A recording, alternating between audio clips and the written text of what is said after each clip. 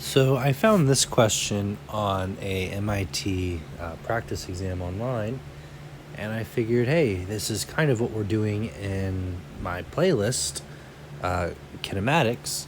Why not use it? Now I want to start by saying so far we've talked about freefall.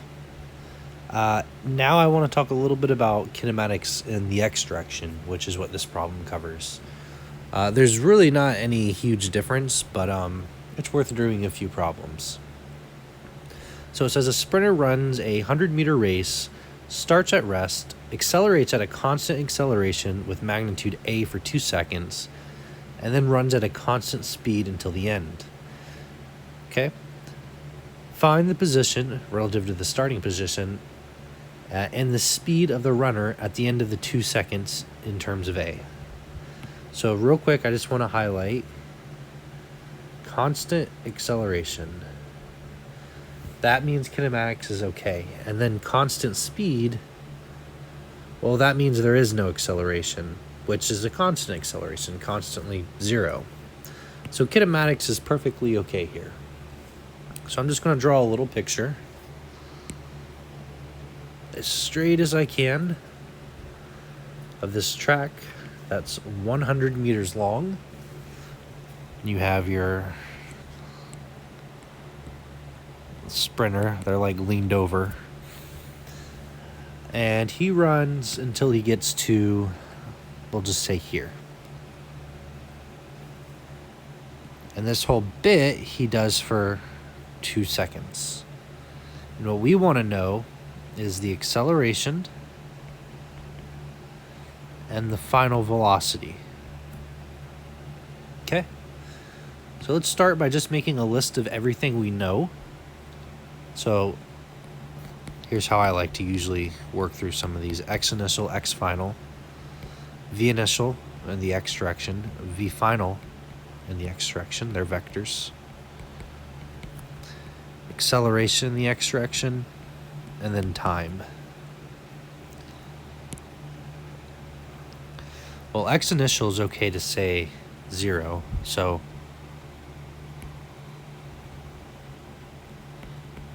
wherever our runner is, we think of that as being our origin at 0, 0. X final, we don't know that. We want to know that. V initial in the X direction, well, that's 0, and the reason we know that is because it mentions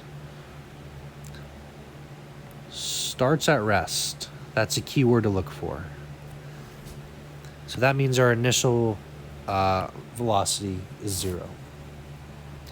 We don't know our final velocity.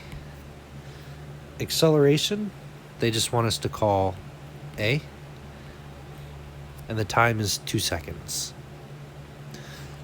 So now we want to think about some of our kinematic equations we can use. The most common one is delta x equals v initial in the x direction times time plus 1/2 acceleration in the x direction times time squared.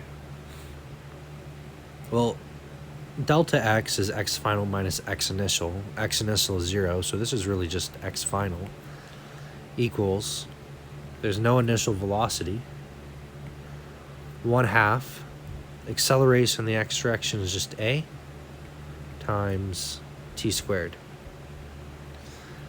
Now the time was given to us as 2 seconds, so 1/2 a times 2 squared, or 4, or x final equals 4 divided by 2 is 2, 2a. So this distance here, I'll erase this, we now know is 2a. Now we want to consider how to find the velocity.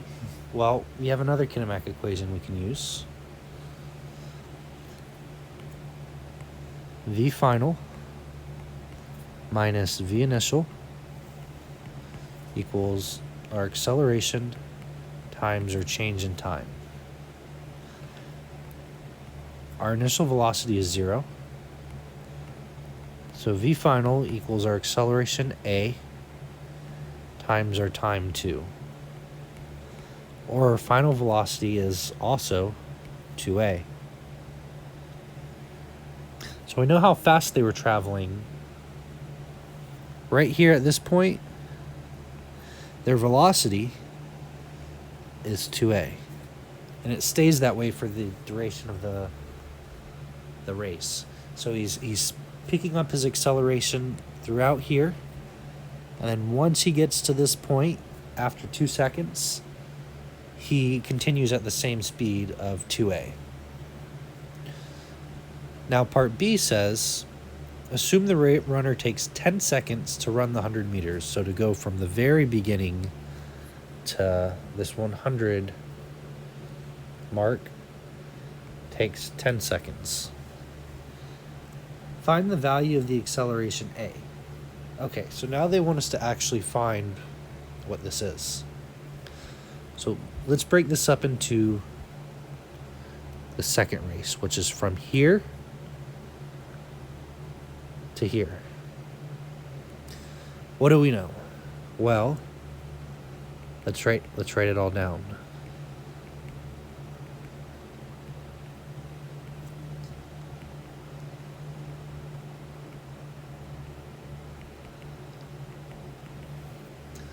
Our x initial, we can just call that what? 2a. Our x final, because that's right here. Oops. That is right here. That's 2a. Our final position will be at the end, so that's at the 100 meter mark. Our initial velocity here is our final velocity over here, which is just 2a.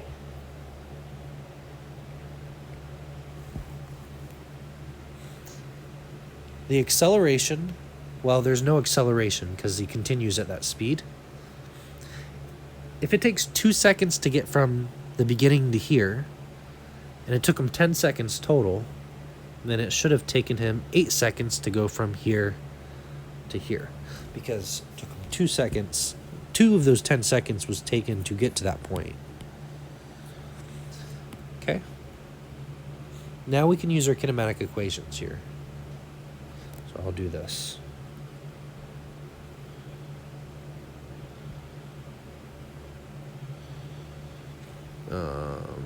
Let's see, let me lasso this guy.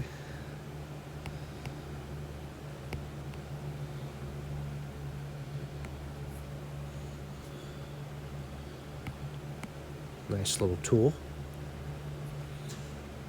So we know delta x is v initial xt plus 1/2 at squared. Delta x is 100, that's our final, minus our initial, 2a, is equal to our initial velocity times time, plus, well, this is all going to be 0 because there's no acceleration. This t we know to be 8. So 100 minus 2a equals 16a. We can add 2a to both sides. 100 equals 18a. Divide both sides by 18. A equals 100 over 18. Or a equals 50 divided by 9. Half of 100 is 50. Half of 18 is 9. 50 is even. 9 is prime. There you go. So the acceleration is 50 over 9. Hopefully that makes sense. This was a little bit more tedious. I like these problems. I would like to do more of them, so hopefully you guys enjoy these sort of things.